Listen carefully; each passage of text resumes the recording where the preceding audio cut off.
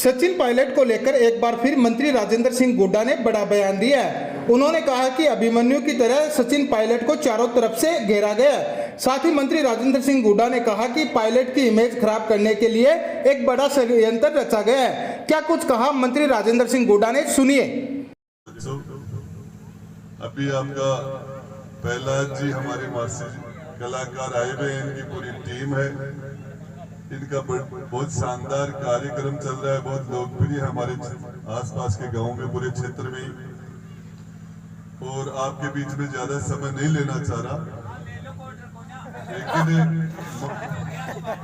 प्रहलाद जी ने जो बातें कही, ये नेतागिरी में भी यदि आ गए तो हम जैसे लोगों को घर बैठा देंगे। इतनी शानदार मास्टरपीस आदमी है, बोलने में, समझने में, जनता की नब्ज पकड़ने में। जिन्होंने सच कहा है कि राजेश जी पायलट बहुत बड़े नेता थे और हिंदुस्तान के अंदर उनकी एक अलग आवाज थी। ऊपर वाले की मर्जी हुई, विधाता ने हमसे जल्दी उस सिराग को हमसे छीन लिया। उसके बाद में सचिन जी पायलट बहुत छोटी उम्र में, बहुत कम उम्र में उनको राजनीति में आना पड़ा। उनके पिता का साया उठ जाने की वजह से जो समय उनका खेलने खिलाने का था, मौज मस्ती का था, और वो एक समय होता है जो उनके लिए जिम्मेदार वो बजट नहीं पड़ना चाहिए था। राजेश पायलट साहब के जाने की वजह से, अचानक जाने की वजह से पायलट सचिन जी को वो भार उन्होंने लिया। लेकिन ये भी सच है, कुछ नकली लोग जिन्होंने उनके अंदर घुस के एक राजनीतिक षड्यंत्र के तहत, जो बड़े घाघ लोग थे, उनको पता था कि हमें इस आदमी को काना करना है, हम कैसे करें। तो उन्होंने अपने लोगों को उनके अंदर घुसा के और एक बहुत बड़ा षड्यंत्र करवा के और पायलट साहब की इमेज खराब करने की कोशिश की।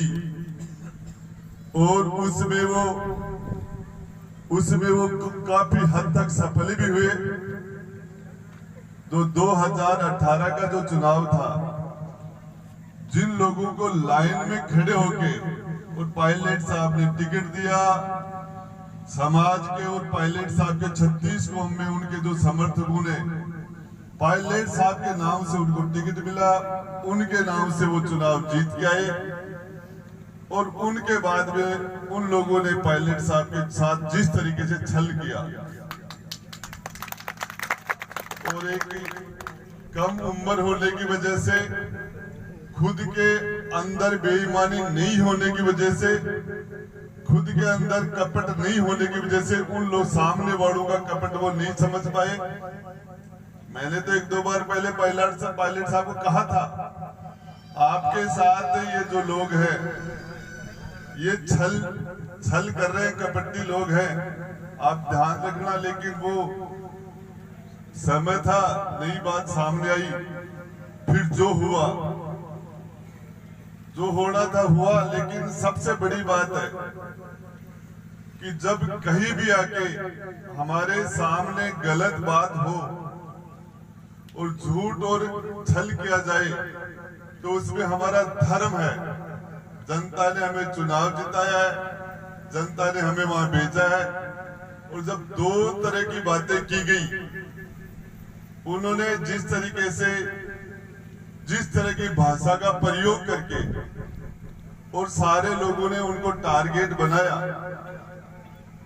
तो मैं अपने आप को नहीं रोक पाया और मैंने ये कहा कि ये गलत है।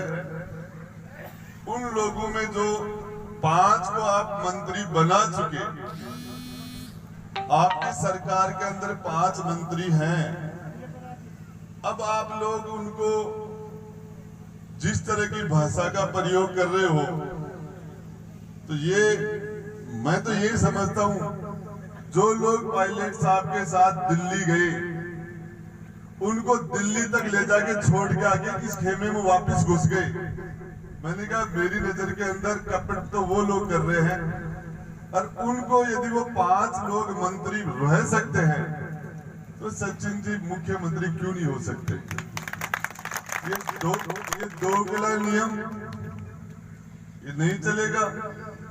और फिर जिस तरीके से उन्होंने पूरा का पूरा एक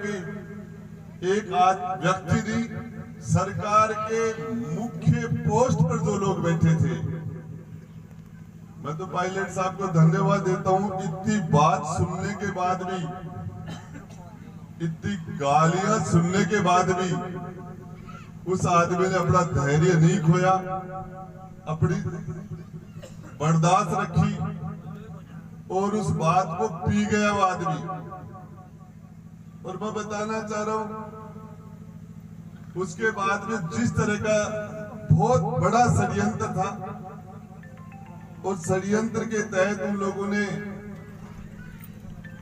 बड़े बड़े लोग, जो ऐसे लोग जो हमारे मुख्य सचेतक होते हैं विधानसभा में, उनकी यदि कोई बात कोई विधायक नहीं माने तो उसकी सदस्यता चली जाती है, जिसको चीफ व्हिप बोलते हैं, जिसको एमएलए की विधानसभा की सदस्यता खत्म करने का जिनको पावर है, उन लोगों ने छल किया। उनको नोटिस भी मिले। और पायलट साहब की सबसे बड़ी बात है कि उनकी सारी बात सोनिया जी ने, राहुल जी ने, प्रियंका जी ने सारी बात सुनने के बाद पहली बार यह हुआ कि दिल्ली से आने वाले लोगों के खिलाफ बगावत हुई।